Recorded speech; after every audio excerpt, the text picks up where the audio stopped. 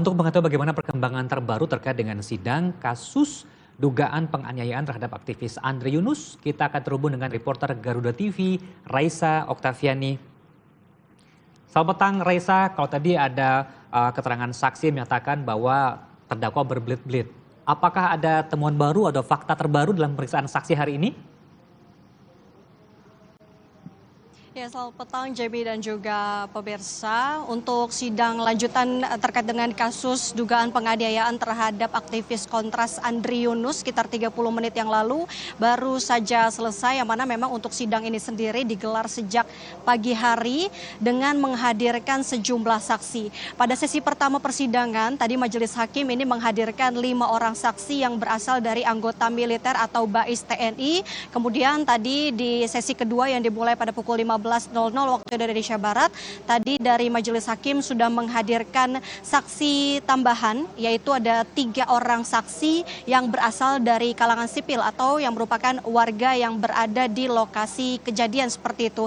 Tadi jika kami ikuti jalannya persidangan sesi kedua sendiri, untuk 3 orang saksi ini yang dihadirkan adalah yang pertama ada Muhammad Hidayat, kemudian juga ada Fajri, yang mana keduanya ini berprofesi sebagai buruh lepas. Kemudian yang ketiga ini adalah Nur Hadi yang berprofesi sebagai wira swasta. Tadi dalam jalannya persidangan dari pihak auditor militer ini sempat memintai keterangan atau mendalami keterangan dari 3 saksi ini. Yang mana tadi dari pihak auditor sendiri ini menanyakan saksi di saat tanggal 12 Maret atau tepatnya saat kejadian tersebut berlangsung, apa yang saksi dengar, yang saksi lihat, dan juga apa yang saksi ketahui. Tadi dari penuturan saksi ini menyebutkan bahwa saat kejadian memang ada teriakan minta tolong, kemudian juga saksi ini melihat ada orang yang jatuh dari motor dan juga berdiri sambil berlari-larian, dan saat itu juga saksi dan sejumlah teman-teman lainnya ini menghampiri korban seperti itu.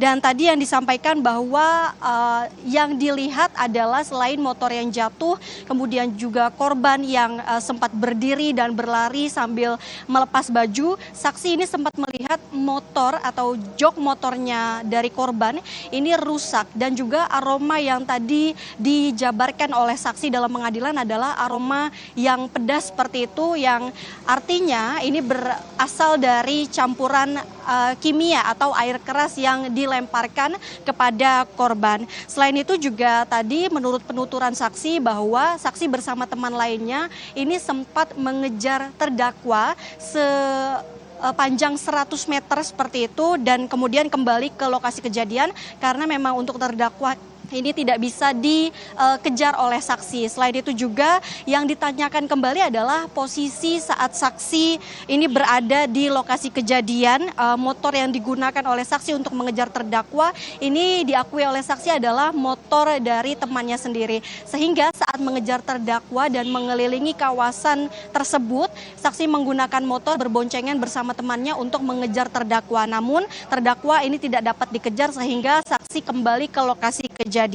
Kemudian yang bisa kami sampaikan juga dari penuturan saksi bahwasanya saat saksi juga menyerahkan motor milik korban kepada korban, ini korban sempat langsung pergi meninggalkan lokasi kejadian. Namun memang sebelumnya saksi ini sempat menawarkan apakah korban ini ingin diantarkan atau tidak. Namun tadi dari korban sendiri menyatakan bahwa tidak ingin diantar, sehingga saat motor diberikan oleh saksi, korban langsung menyetir motor tersebut seperti itu.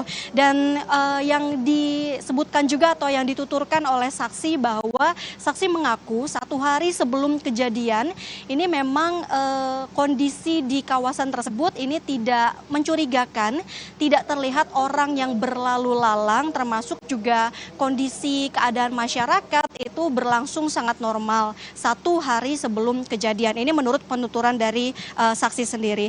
Nah, yang menarik dari persidangan di hari ini juga Jamie, adalah bahwa tadi dari auditor militer ini sempat menampilkan barang bukti seperti itu, mulai dari tumbler milik terdakwa, kemudian juga ada pakaian lengkap milik korban, dan juga ada aki mobil seperti itu. Dan tadi yang disampaikan juga dalam persidangan bahwasanya untuk esok hari dari pihak tim penasehat hukum terdakwa akan menghadirkan ahli psikologi forensik, kemudian juga psikologi dan juga pengamat militer pada persidangan esok hari yang akan dimulai sekitar pukul 9 pagi waktu Indonesia Barat. Dan di samping itu juga auditor militer ini akan menambahkan bukti, yaitu berupa laporan forensik dari Mabes Polri, termasuk juga nantinya akan menampilkan rekam medik dari terdakwa. Sementara itu Jamie dan juga pemirsa, informasi yang bisa kami sampaikan, kita kembali ke studio. Baik, terima kasih laporan dari Raisa dari Pengadilan Militer Cakung, Jakarta Timur. Selamat bertugas kembali.